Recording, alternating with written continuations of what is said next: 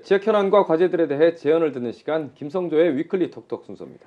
오늘은 최근 국민의힘 김석기 의원이 발의한 고준위 방사성 폐기물 관리 및 유치 지역 지원에 관한 특별법 이야기를 해보겠습니다. 안녕하세요. 안녕하십니까? 네, 안녕하십니까? 네. 예. 자, 지난 21대 국회에서도 뜨거운 감자였던 고준위 특별법. 김석기 의원이 22대 국회 개원과 동시에 1호 법안으로 발의를 했는데, 자, 일단 특별법 골자부터 듣고 넘어가겠습니다. 예, 5월 30일 국회가 만들어졌는데 31일 바로 제출했지 않습니까? 1호 법안으로서 의미가 굉장히 있다고 생각하고, 그것은 김석기 의원 나름대로 이 법이 국가를 봐서도 중요하고 지역 정치에도 매우 중요하다 생각하여 법을 제출한 걸로 알고 있습니다. 이 법의 내용은 고준위 방사성 폐기물, 그러니 쉽게 말해서 원자력 발전소에서 사용한 사용 후 핵 연료봉 네, 등을 안전하게 처리하자라는 영구적으로. 예, 네. 안전하고 영구적으로 네. 예, 그런 취지로 만드는 법입니다. 네, 우리나라가 원자력 발전을 78년부터 했으니까 꽤 오래됐지 않습니까? 그럼 지금까지는 이런 시설 없이 어떻게 관리를 하고 있었나요? 예, 정말 안타깝게도 원자력 발전소에서 사용한 핵 연료를 그냥 임시적으로 네. 원자력 발전소에 그대로 보관하고 있는 게 현실정입니다. 네. 네. 만약 이 법이 만들어지지 않으면은 어쩌면 원자력 발전소 발전 중단까지도 예상해 볼 수 있지 않느냐 이렇게 네. 생각하네요. 이게 지금 이제 현재는 임시 저장 시설에 지금 보관하고 있는 거 아닙니까? 그래서 예, 임시 저장 이 습식으로 습식 저장하는 저장 것이 시설에. 원칙이기 때문에 이제 액체에 담구어서 네. 그렇게 보관을 하고 음. 일정 정도 열이 식거나 또 방사능이 줄어들면 다시 건조 네. 시설을 보관 시설을 하는데 그것도 연구 시설이 아니고 임시적으로 사용할 수 그러니까요. 있도록 예. 중간 단계의 예. 그런 상황입니다. 음. 그래서 이러한 불안한 그런 상황을 지속하게 둘 수는 없다. 네. 저는 그렇게 방금 생각합니다. 이제 발전소 가동이 중단될 수도 있다 이렇게 말씀하셨는데, 사실 우리나라 같은 경우에는 국가 전력 중에 약 3분의 1 가량이 원전이 지금 차지를 하지 않습니까?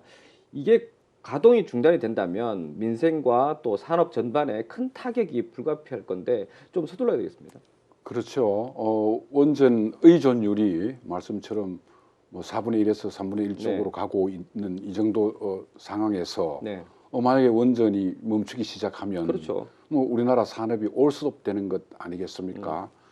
그런 어려움도 예상해야 되고 또 사실은 우리나라가 원자력 기술의 선진국입니다. 네, 각국의 원자력 발전소 건설에도 우리나라가 많이 수출을 하고 있습니까? 참여하고 있고 진출했죠. 네, 뿐만 아니라 최근에 또 SMR이라고 네, 소형 모듈 원자로 네.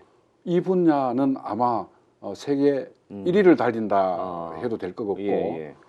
세계 각국이 우리를 지켜보고 있고 또 우리를 매우 부러워하고 있는 그런 분야입니다. 네. 앞으로 아마 SMR 쪽에 발전소 건설은 계속 이어질 것이다.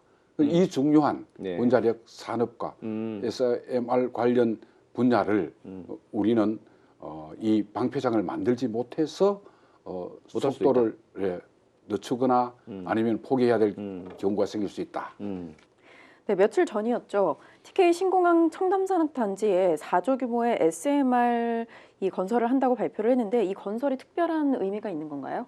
아마 TK 신공항을 최첨단 산업단지로 만들고자 하는 의도가 있는 것 같아요. 네. 그러하다면 전 세계적으로 지금 강조하고 있는 것이 탄소 제로를 강조하고 있지 않습니까? 그래서 그 공단에서 탄소 배출을 제로로 만들자라고 이제 목표를 잡으면 에너지 공급을 SMR로부터 받는 것이 가장 유리하다. 네. 이렇게 해서 아마 SMR을 채택하는 걸로 그렇게 결정한 것 같고요.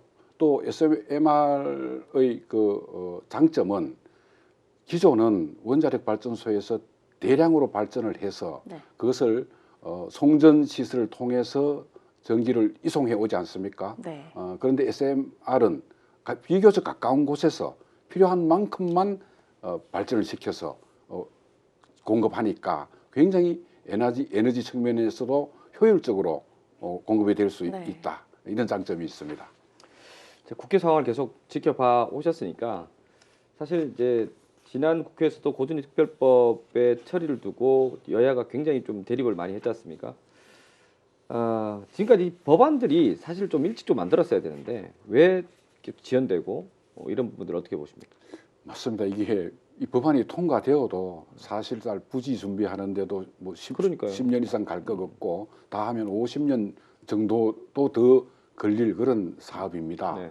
그럼에도 이게 첫 삽을 못 뜨는 이유가 여야가 원자력 산업 자체를 보는 시각이 다르다는데 그렇죠. 그 이유가 있는 겁니다. 네, 네. 그러니까 이제 야당은 원자력 발전은 앞으로 이제 탈피해야 될 그런 탈원전을 분야이다. 계속 주장하고. 예. 그래서 그러므로 지금 만들어져 있는 그 사용 후 핵연료 네. 이것만 처리하는 시설을 만들면 되는 것 아니냐 뭐 이런 생각을 가지고 있고 여당은 아니다. 원자력 발전은 계속 확대해야 되고 또 원자력 산업 자체도 키워 나가야 하니 네. 좀 더 규모를 키우자. 뭐 이런 의견으로 이게 절충이 되지 않아서 지금 이러고 있습니다.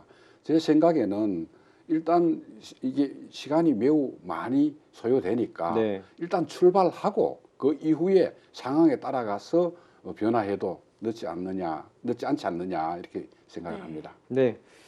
자, 일단 김석희 의원이 지난달 31일 또 특별법을 발의했고요. 또 이인선 의원도 고준위 방사선 폐기물 관리 특별 법안을 또 발의했고 어떻게 보십니까?